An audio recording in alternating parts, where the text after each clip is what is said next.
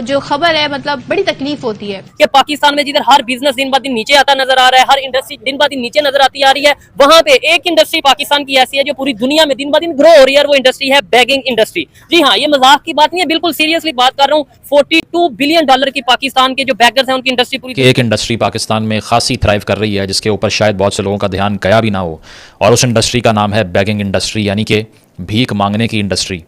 पाकिस्तान के लिए ये बहुत बड़ी हजीमत है। हद तक इस तरह से है कि हमारा साथ बैठा मुल्क, हमारा हमसाया, हमारा पड़ोसी, वो इस तरह की रिपोर्ट्स का बड़े पैमाने पर मजाक उड़ा रहा है। एक तो कहते हैं ना कि हम पहले ही मरे हुए हैं, मरे को मारे शामदार। एक तो हमारी इकोनॉमी की हालत ये, और उस पर इस तरह से मजाक बनना, ये वाले काम क्यों हो रहे हैं? पाकिस्तान की सिर्फ इकोनॉमी इस बात की जिम्मेदार है? शायद ये इंडस्ट्री इतना रेवेन्यू और इतना पैसा कमा रही है जितना मुझे और आपको शायद अंदाज़ा था ही नहीं। तो उसके लिए एक रिपोर्ट जब मेरे सामने आई तो पैरों के नीचे से ज़मीन निकल गई कि ये हो कैसे सकता है। पाकिस्तान में टोटल 38 मिलियन लोग भीख मांगने के पेशे से मुंसलिक हैं, यानी कि तकरीबन 4 करोड़ लोग इस पेशे से मुंसलिक हो चुके हैं 24-25 करोड़ के मुल्क में। तो आपकी जब बुनियादों में ही खैरात है तो कौम क्या करेगी? आप मुझे ये बताएं। हमारे पिछले प्राइम मिनिस्टर ने कहा था बेगर्स नॉट चूजर्स। फिर उन्होंने कहा था कि मैं जब फोन करता हूं तो दूसरे मुल्कों के सदूर हमारा फोन नहीं उठाते क्योंकि उन्हें पता ही पैसे मांगेगा। ऊपर वाले भी मांग रहे हैं, नीचे वाले भी मांग रहे हैं। ये कोई नई बात नहीं है, ये मेरे लिए तो ये कोई इतनी अजीब बात नहीं थी, क्योंकि मैं तो खुद बाहर बैठा हूं, मैं देखता हूं हमारे हालात क्या है, मोरालिटी क्या है हमारी। ये सुन के कैसा लगा आपको? शर्म थोड़ा या इंसल्ट फील हुई कि यार? सबसे पहले तो हम पाकिस्तानी हैं, हमें इस चीज़ की इंसल्ट बहुत ज़बरदस्त किस्म की फीलिंग आ रही है मुझे, जब आपने ये $42 बिलियन का जब कहा है पूरी दुनिया में।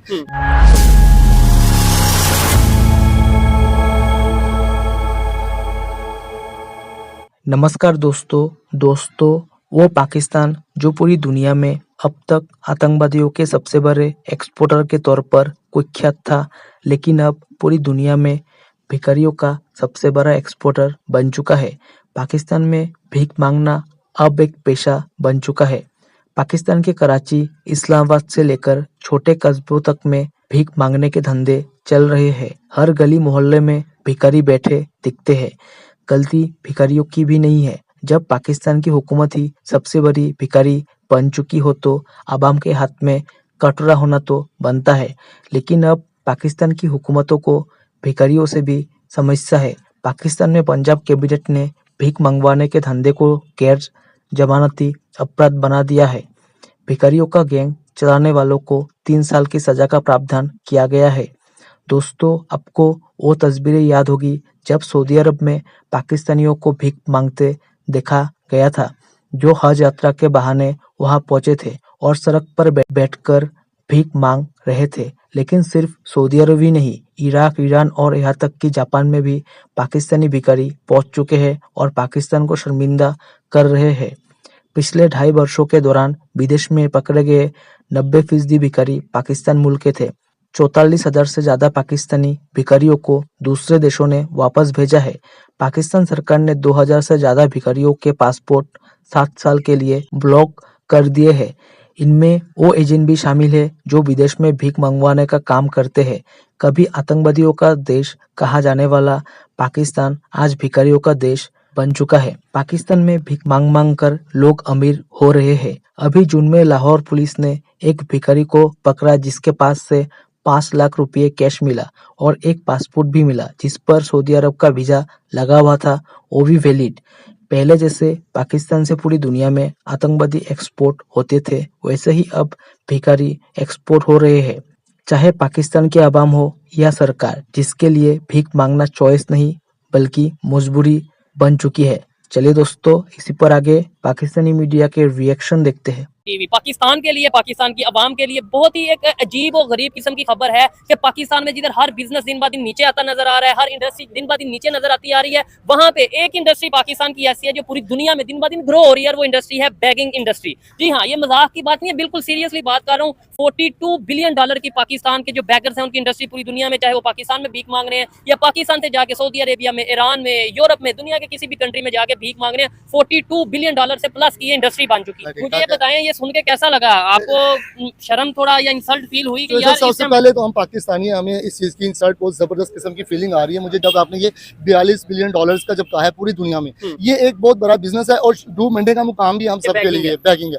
मैंने रिसेंटली मैं दुबई का विजिट था मेरा 2 साल पहले, तो मैंने वहाँ पे देखा है कि लोगों ने खुद अपने हाथ कटवा के उसको प्रॉपर मैंने देखा है कि यहाँ से कटिंग की हुई है, उसको भीख मांग रहे हैं। और दूसरी मसाजिद अपनी अपनी मसाजिद उनकी फिक्स हैं, वहाँ पे खड़े और पाकिस्तानी, मैंने उनका इंट्रो थोड़ा किया तो वो पाकिस्तान में, ये एक बंदे के लिए नहीं है। अगर वो एक बंदा इस तरह की कैटेगरी में शामिल है तो हम सभी इसमें शामिल है। ये पूरी दुनिया का सर्वे है 42 बिलियन डॉलर्स का। अच्छा, इसके बाद आप थोड़ा सा आगे चलें।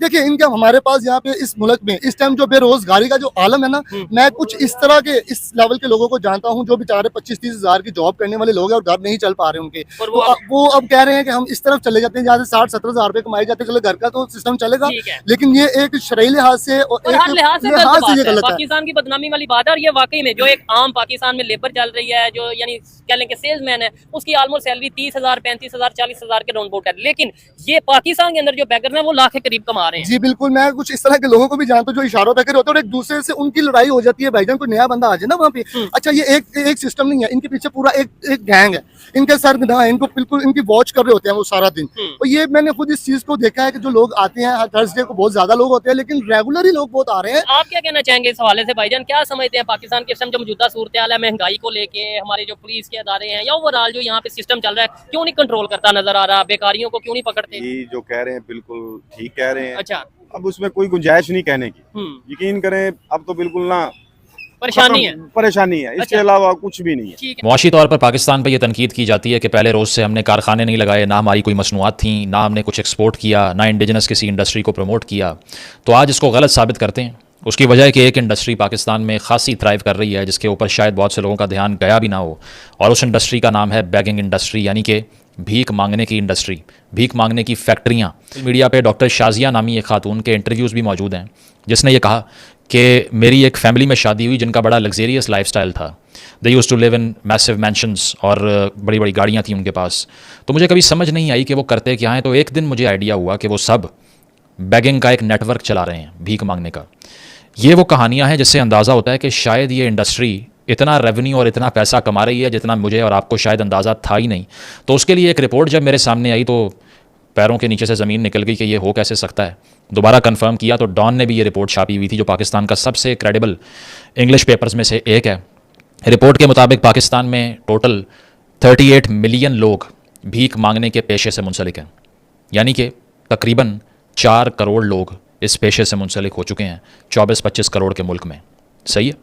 इसके साथ साथ आपने खुद एक्सपीरियंस किया होगा, आप किसी भी पाकिस्तान के शहर में चले जाएं इस वक्त, बड़े शहरों की मैं अगर बात करूं तो इस्लामाबाद हो, इस्लामाबाद में थोड़ा कम है वैसे, लेकिन लाहौर हो, कराची हो, आपके लिए सड़क के किनारे गाड़ी रोक के कोई काम करना अजाब बन जाता है, क्योंकि चारों तरफ से गाड़ी की चारों विंडोज़ की तरफ से ना आपको लोग आकर नॉक करना शुरू कर देंगे, पैसे दे दो, ये दे दो, वो दे दो।